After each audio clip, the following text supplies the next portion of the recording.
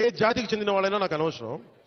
కొత్త నాయకత్వం మీ నుంచి పుట్టాలి. మీరు నేను కులం కానీ మతం కానీ ప్రాంతం కానీ చూడాల, మానవత్వాన్ని చూస్తాం.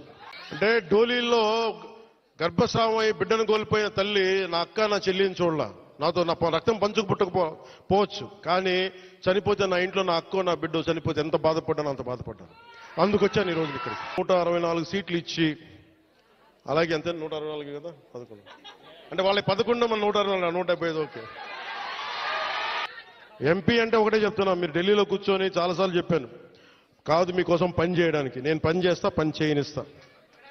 19లో మీరు నన్ను గెలిపించలా, మీరు నన్ను టెస్ట్ చేశారు కదా, నిలబడతా, పరీక్షించిన తర్వాత నిలబడతాడా లేదా అని తెలియాలి. అలాగే ఈ రోజున సీసీ రోడ్లు వేయిస్తున్నాం, అవి క్వాలిటీ రోడ్లు ఉన్నాయా లేదా అనేది ప్రమాణాలు ఉన్నాయి, అది మీరు కూడా చెక్ చేయాలి.